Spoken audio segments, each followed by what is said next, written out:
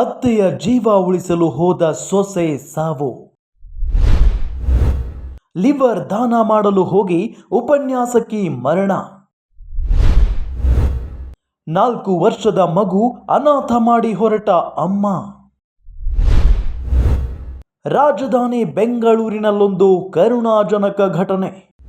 ಅತ್ತೆ ಸೊಸೆ ಸಂಬಂಧ ಅಂದ್ರೆ ಹಾವು ಮುಂಗೂಸಿ ಅಂತಾನೆ ಎಲ್ಲರೂ ಮಾತನಾಡಿಕೊಳ್ತಾರೆ. 2 ಜಡೆ ಒಂದು ಕಡೆ ಸೇರಿದ್ರೆ ಮನೆಯೇ ಹಾಳಾಗೋಗುತ್ತೆ ಅನ್ನೋ ಮಾತು ನಮ್ಮ ರೂಢಿಯಲ್ಲಿದೆ. ಇಂತಹ ಮಾತಿಗೆ ಅಪವಾದ ಎಂಬಂತೆ ಬೆಂಗಳೂರಿನಲ್ಲೊಂದು ಹೃದಯ ವಿದ್ರಾವಕ ಘಟನೆ ನಡೆದಿದೆ. ಅತ್ತೆಯ ಪ್ರಾಣ ಉಳಿಸಲು ಲಿವರ್ ದಾನ ಮಾಡಿ ಅವರ ಜೀವ ಉಳಿಸಿದ್ದ ಉಪನ್ಯಾಸಕಿ ಅರ್ಚನಾ ಕಾಮತ್ ಎಂಬುವವರು ತಮ್ಮ ಜೀವವನ್ನೇ ಕಳೆದುಕೊಂಡಿದ್ದಾರೆ. ತನ್ನ ಪತಿಯ ಅಮ್ಮ ಅನಾರೋಗ್ಯ ಉಂಟಾಗಿದ್ದು ಅವರಿಗೆ ಲಿವರ್ನ ಅಗತ್ಯವಿತ್ತು. ಅವರಿಗೆ ಲಿವರ್ ದಾನ ಮಾಡಲೆಂದು ಹಲವರನ್ನ ತಪಾಸಣೆಗೆ ಒಳಪಡಿಸಲಾಗಿತ್ತು. ಆದರೆ ತಪಾಸಣೆಗೆ ಒಳಪಟ್ಟವರ ಪೈಕಿ ಯಾರೊಬ್ಬರ ರಕ್ತದ ಗುಂಪು ಕೂಡ ಹೊಂದಾಣಿಕೆಯಾಗಿರಲಿಲ್ಲ. ಆದರೆ ಉಪನ್ಯಾಸಕಿ ಅರ್ಚನಾರ ರಕ್ತದ ಗುಂಪು ಹೊಂದಾಣಿಕೆಯಾಗಿತ್ತು. ಹಾಗಾಗಿಯೇ ಅರ್ಚನಾ ಲಿವರ್ ಭಾಗದ ದಾನಕ್ಕೆ ಒಪ್ಪಿದ್ದರು. ಬೆಂಗಳೂರಿನ ಆಸ್ಪತ್ರೆಯೊಂದರಲ್ಲಿ ಅವರ ಲಿವರ್ ತೆಗೆದು ಅತ್ತೆಗೆ ಕಸಿ ಮಾಡಲಾಗಿತ್ತು.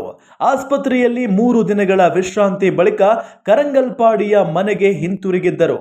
ಆ ಬಳಿಕ ಅರ್ಚನಾ ಕಾಮತ್ ಆರೋಗ್ಯ ಏರುಪೇರಾಗಿತ್ತು. ಅವರನ್ನ ಬೆಂಗಳೂರಿನ ಆಸ್ಪತ್ರೆಗೆ ಕರೆದುಕೊಂಡು ಹೋಗುವಾಗ ಸಾವನ್ನಪ್ಪಿದ್ದಾರೆ.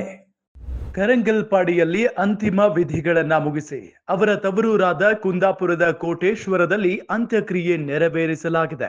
ಮಂಗಳೂರಿನ ಕೆನರಾ ಕಾಲೇಜಿನಲ್ಲಿ ಉಪನ್ಯಾಸಕಿಯಾಗಿದ್ದ ಅವರು ಬಳಿಕ ನಗರದ ಹೊರವಲಯದ ಮಣೇಲ್ ಶ್ರೀನಿವಾಸ ನಾಯಕ್ MBA ಕಾಲೇಜಿನಲ್ಲಿ ಕೆಲಸ ಮಾಡುತ್ತಿದ್ದರು.